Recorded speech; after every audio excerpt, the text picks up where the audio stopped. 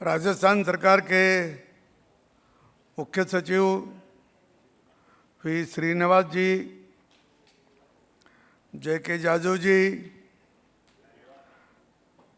राजू जी सिंह जी, श्री मनोज जी गोयल, पवन जी अरोड़ा, यहाँ उपस्थित सभी उद्योगपति, अभिभावकगण, मीडिया बंधु, छायाचित्रकार भाई और बहनों, इंडियन चैम्बर ऑफ कॉमर्स की स्थापना का ये शताब्दी वर्ष है। एखादा संगठन 100 साल चलाना, वो अच्छे ढंग से चलाना, ये भी एक बड़ा काम होता है। और वो इसीलिए चलाते कि उसमें अपना प्रेम रहता है, वो चलाना जरूरी लगता है। तो इंडियन चैम्बर ऑफ कॉमर्स की स्थापना के 100 वर्ष पूर्ण होने के अवसर पर इस राष्ट्रीय औद्योगिक संस्था के संस्थापक अध्यक्ष श्री घनश्याम दास बिल्डा जी की स्फूर्ति में आयोजित इस गरिमामय समारोह पर आप सभी के साथ यहाँ उपस्थित होकर मुझे अत्यंत प्रसन्नता की अनुभूति हो रही है। मैं इस अवसर पर उद्योग जगत के जुड़े देश के आप सभी विशिष्ट जनों का स्वागत और अभिनंदन करता हूँ। इस अवसर पर देश के आज़ादी आंदोलन से जुड़े रहे राजस्थान के रत्न घनश्याम दास बिल्डा जी की स्फूर्ति को नमन करता हूँ। ये सुखद है कि उनके स्फूर्ति आलोक में इंडियन चैम्बर ऑफ कॉमर्स के आज ये आयोजन यहाँ किया है। भारत में ब्रिटिश राज के दौरान राजस्थान के स्वर्गीय घनश्याम दास बिल्डा जी की पहल पर 1925 में कोलकाता में स्वदेशी उद्योग का पहला ये संगठित संस्थान स्थापित हुआ।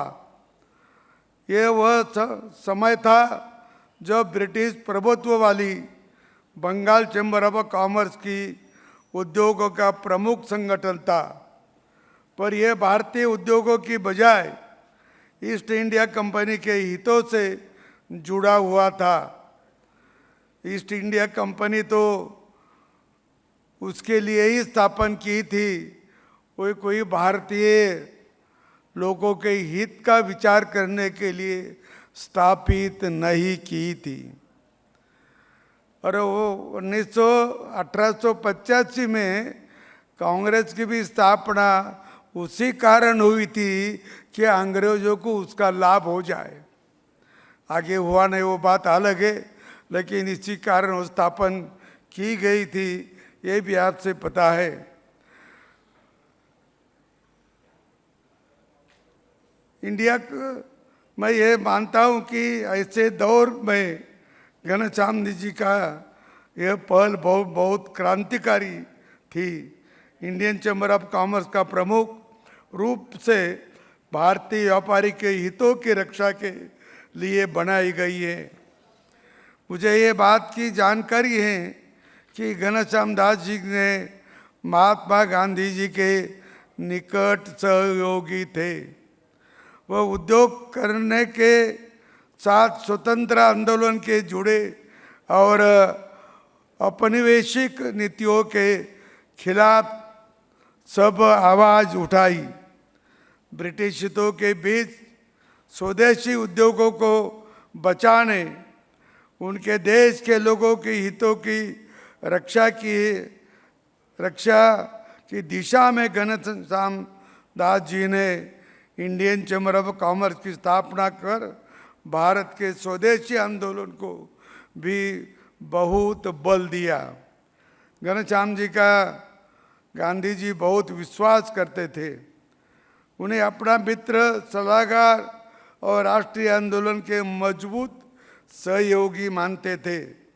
गांधी जी ने बिरला जी को जो पत्र लिखे हैं उनमें कहा है कि स्वदेशी और अहिंसा के सिद्धांतों का पालन करने वाले वो देश के उदार और महान उद्योगपति थे।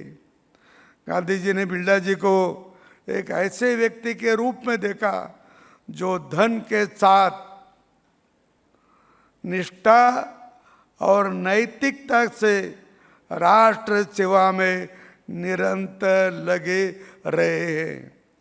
बिरला जी ने एक पुस्तक लिखी है, इन द शैडो ऑफ महात्मा।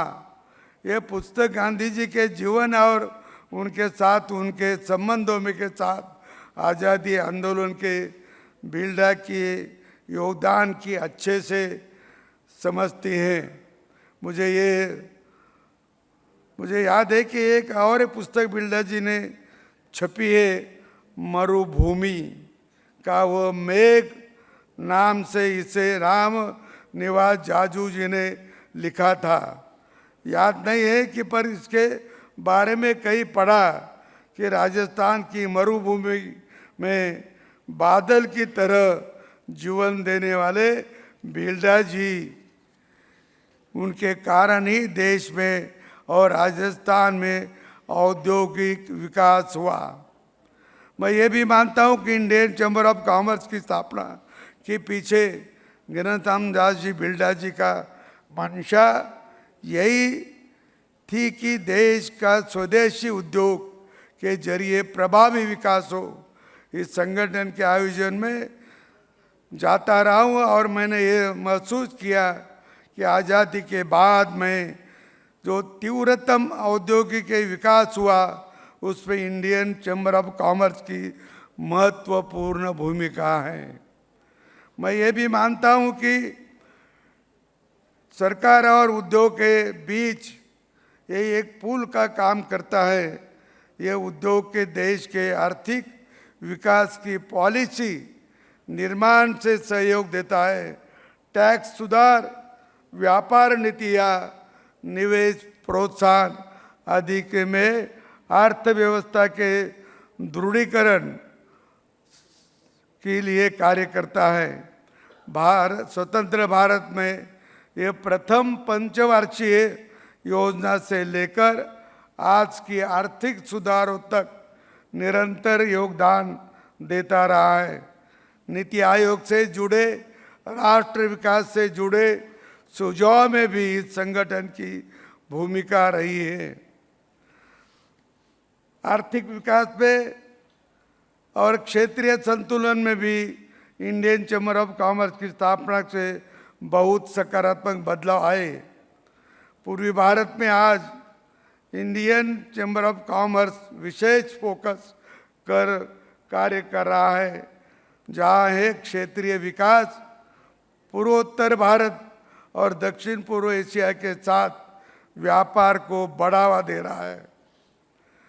भारत के सकल उत्पादन जो है, जीडीपी आप कहते हैं, उनके औद्योगिक क्षेत्र का, उसमें बिजली आ गई, खनन आ गया, हमारा ग्रेनाइट आ गया, उसमें 25 से 28% इसका हिस्सा है राज्य के इसमें। और केवल मैन्युफैक्चरिंग का हिस्सा इसमें केवल 14% है। इसको मेन इन इंडिया का हिस्सेदारी 25% है। तो ये हिस्सेदारी भी बढ़ाने की अभी ज़रूरत है। भारत के कुल औद्योगिक उत्पादन में राजस्थान की हिस्सेदारी 4.5 या 5% है। राजस्थान के सकल उत्पादन में औद्योगिक क्षेत्र में 27% तक है। मुझे याद है कि यहाँ भी बहुत कारखाने के लिए गवर्नमेंट ने एक पहले 1966 में एक कारखाना यहाँ निकाला था हिंदुस्तान जिंक लिमिटेड, पर वो बाद में बंद पड़ा। जिंक लिमिटेड जस्त का कारखाना था, फिर मेरे ख्याल से वो वेदांत ने क्या अग्रवाल ने लिया, अभी वो अच्छी तरह से चला रहा है भी है। जिन जिन बड़े उद्योग सरकार ने शुरू किए थे वो सभी उद्योग अभी कोई न कोई इसमें कमी आ गई और उसका भी स्थलांतर भी हुआ और वो प्राइवेट लोग भी अभी चलाते, ये भी आप देखते होंगे। ऐसे उद्योग यहाँ शुरू होना चाहिए कि जो रोजगार निर्मित के उद्योग को बढ़ावा देना है। रोजगार की भी ज़रूरत है और रोजगार ज़्यादा से ज़्यादा रोजगार मिले, इस उद्योग को भी ध्यान देने की ज़रूरत है। और भारत सरकार भी ऐसे उद्योगों को अभी मदद करती है। मेरे ख्याल से भारत सरकार ने अच्छी सब्सिडी भी बहुत उद्योगों पे दी है।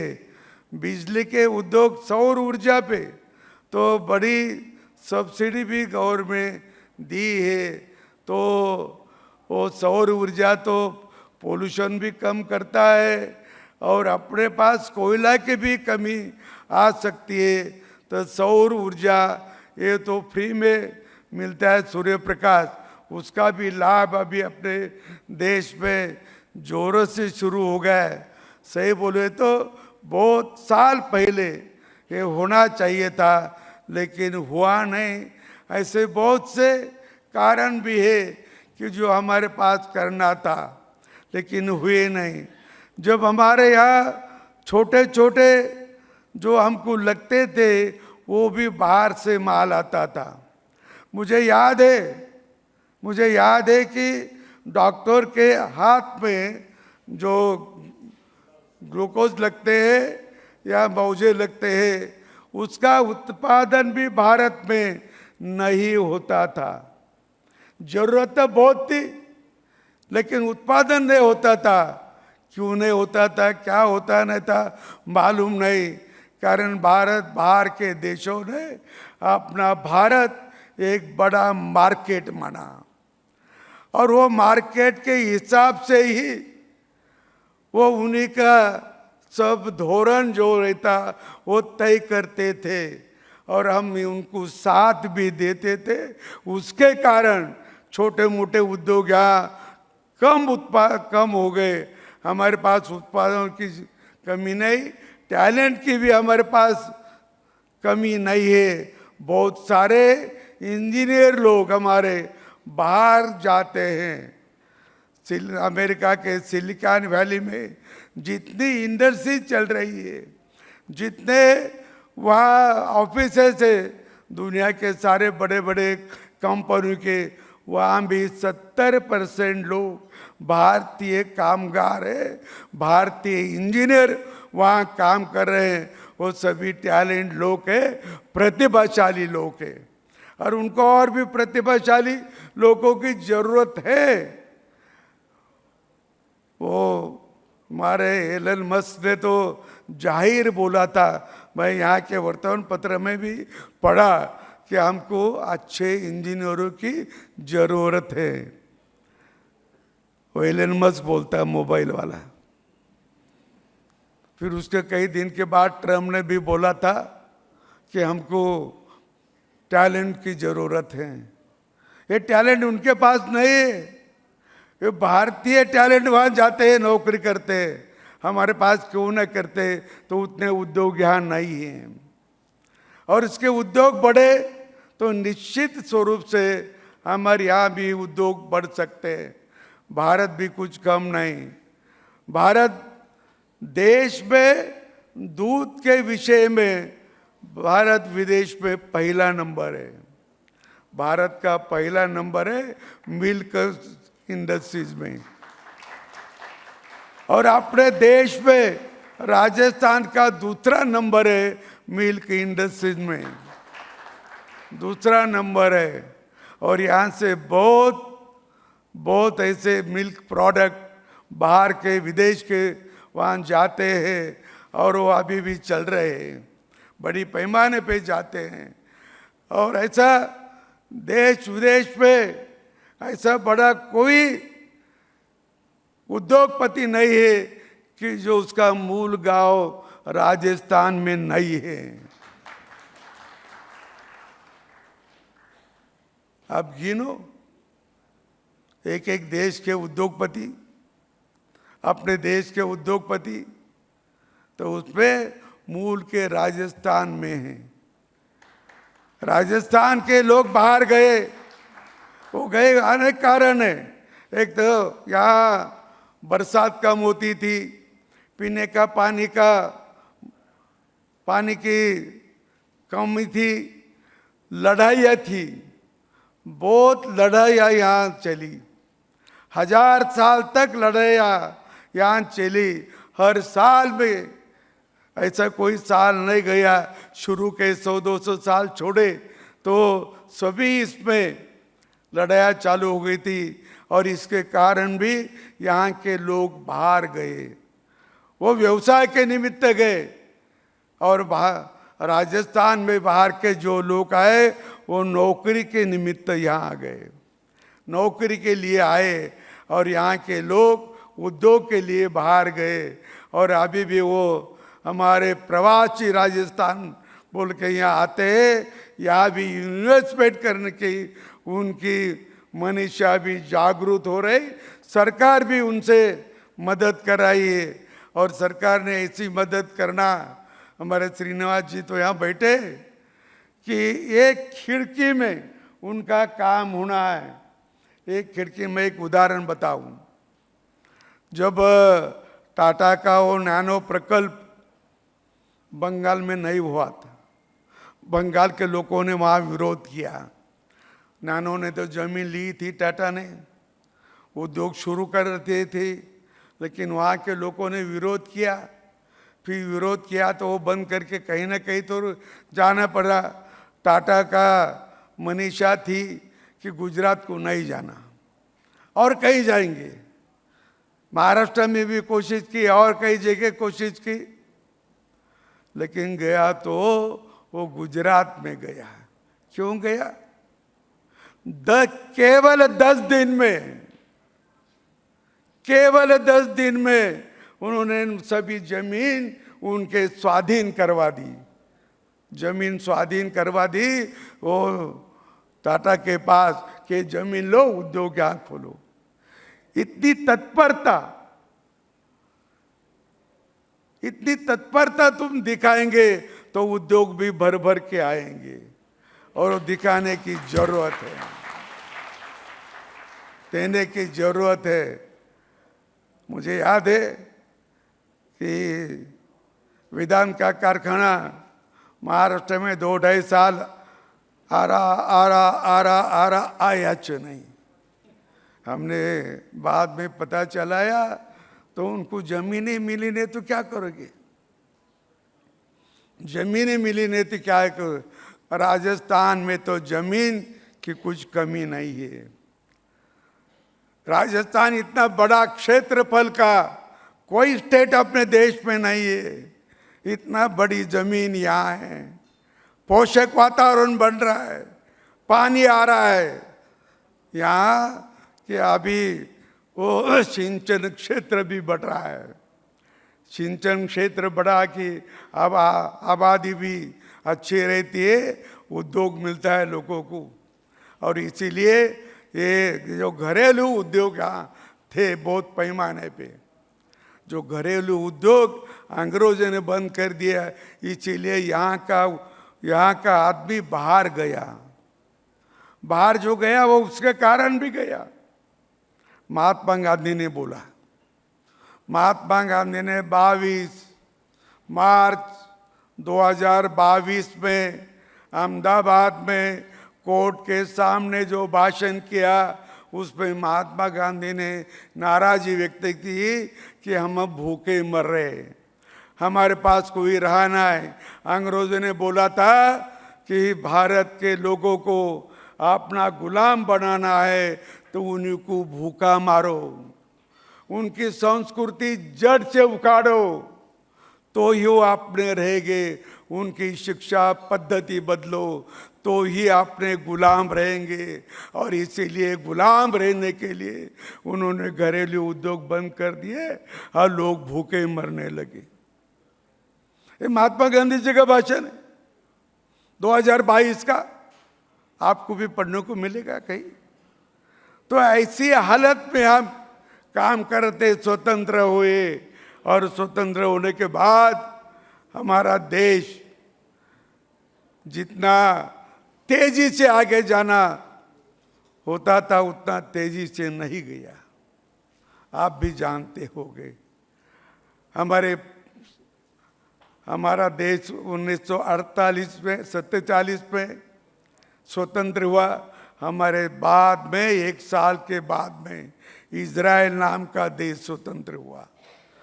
1948 में इजराइल स्वतंत्र हुआ, और इजराइल जो जू समाज है वो सारे विश्व में फैला हुआ था, और जो रोज विश्व में रहता था वो वही प्रार्थना करता था, मैं आज यहाँ प्रार्थना करता, मैं कल मेरे देश पे प्रार्थना करूँगा।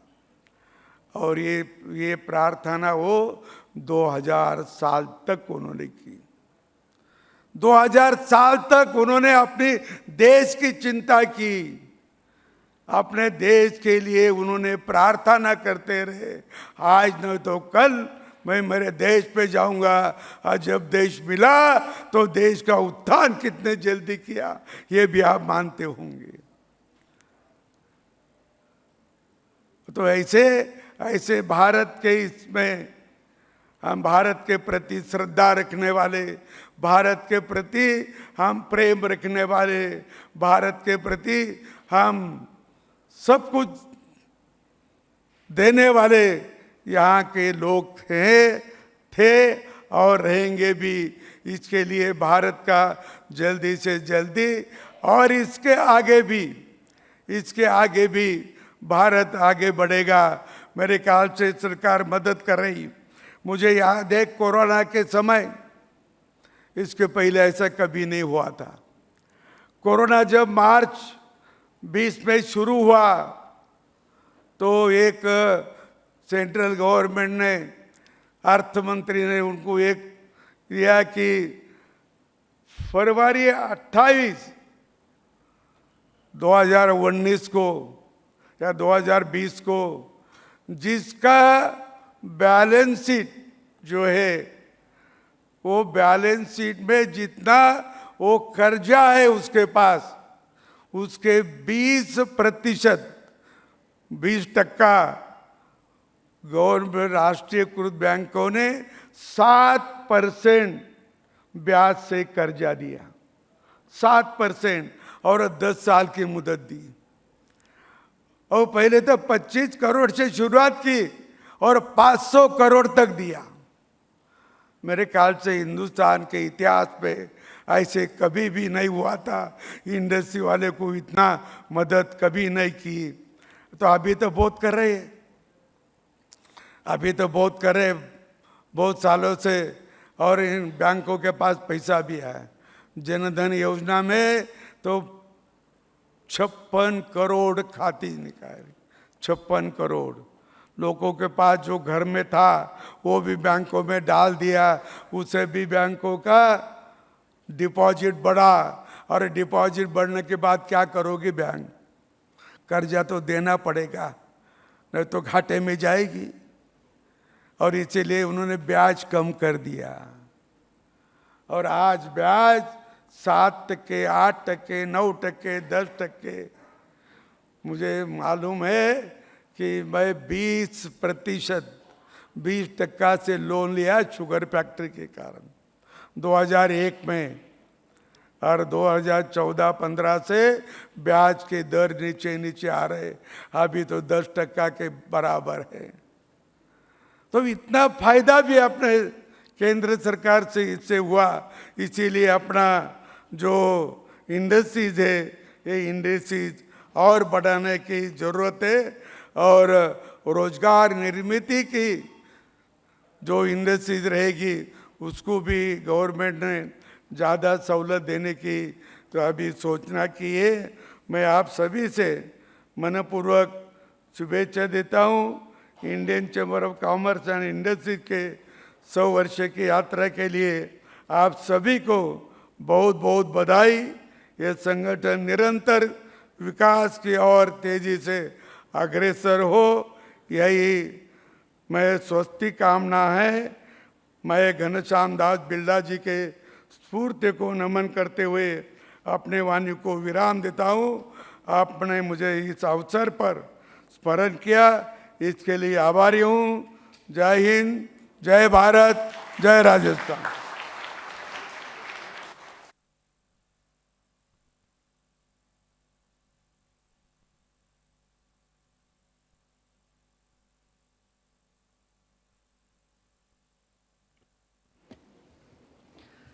Thank you, Honorable Governor, sir, for your inspiring and insightful address. We are sure that with your continued blessings and support, ICC Rajasthan will flourish. May I now invite Sri Manoj Goyal ji, Co-Chair ICC Rajasthan, to deliver the vote of thanks.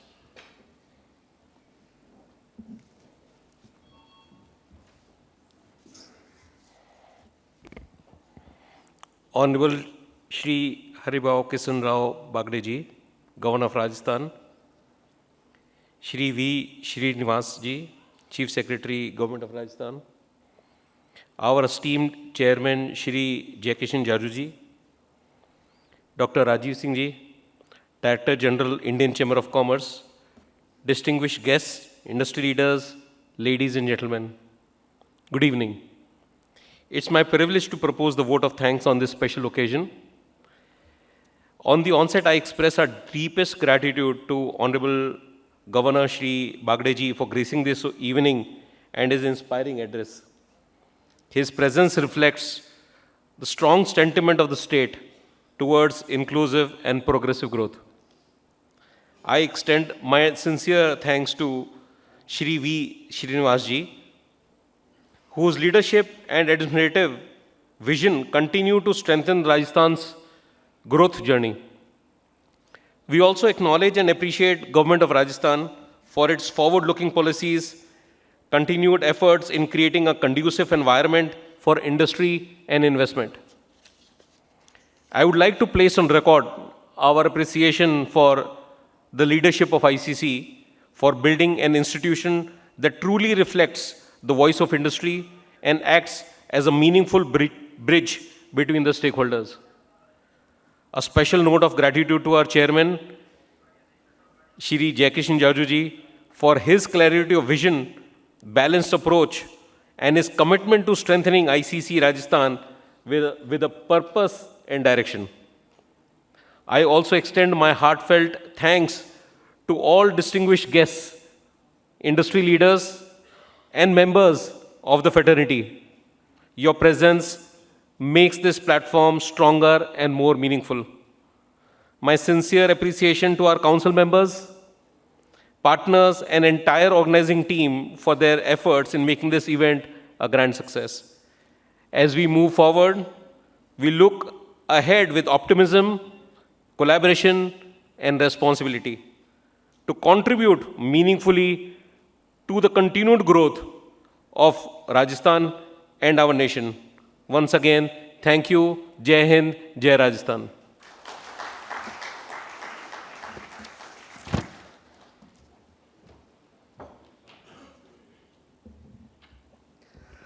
Ladies and gentlemen, may I once again request everyone to kindly rise for Rashtrageet and Rashtragan.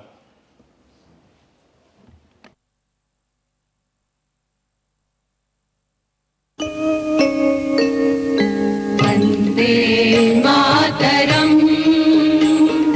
Vande Mataram, Sujalam Sufalam, Malayaj Sheetalam, Shasya Shamalam Mataram, Vande Mataram, Shubhra Jyotsnam Pulakitayamini, Kulyakusumita Drumadala Shobhini,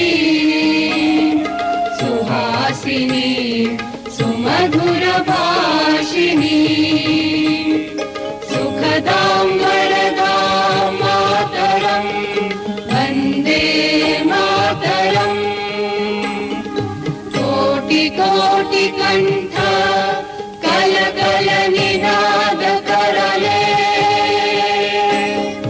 कोटि कोटि भुजै धृत खर खर वाले अबला केनु मारत बोले बहुबल धारिणी नमामि तारिणी त्रिपुदल वारिणी मातरं वन्दे मातरम् तुमि विद्या तुमि धर्म तुमि रिधि तुमि मर्म त्वं हि प्राणाः शरीरे बाहुते तुमि मा शक्ति हृदये तुमि मा भक्ति तुम्हारी प्रतिमा बड़ी मंदिरे मंदिरे Vande Mataram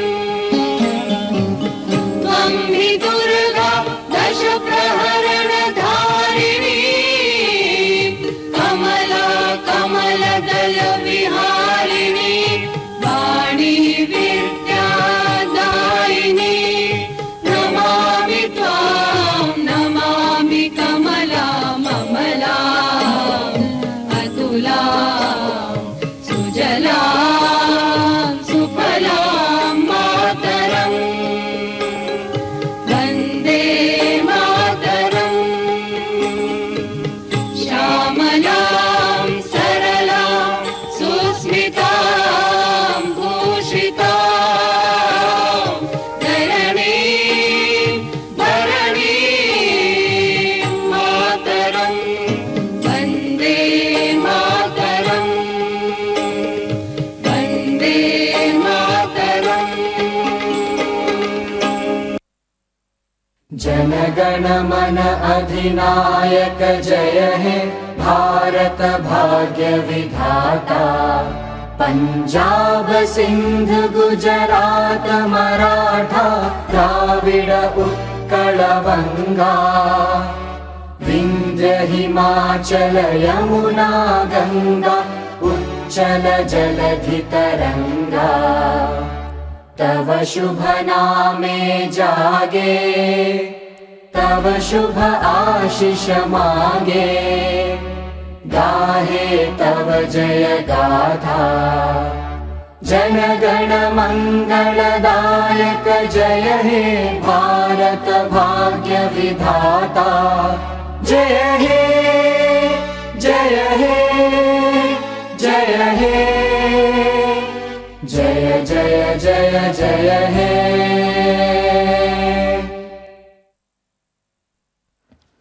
Thank you. Please be seated. We now request all dignitaries on stage to have a group photograph with Honorable Governor Shri Haribhau Bagde ji.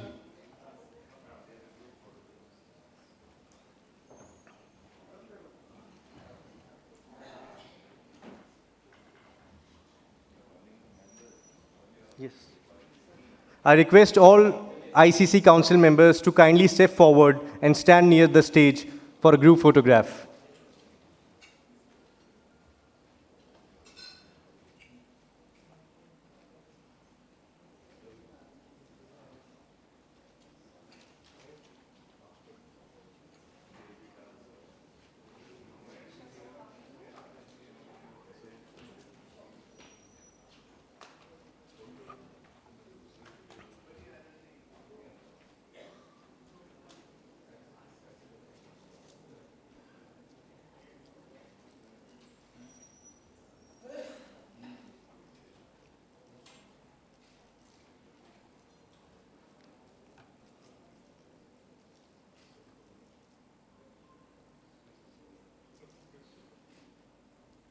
Thank you. With this, we come to the conclusion of today's program. Thank you to all our esteemed dignitaries and each one of you for being a part of this memorable evening. We now invite you to join us for dinner. Thank you and have a wonderful evening.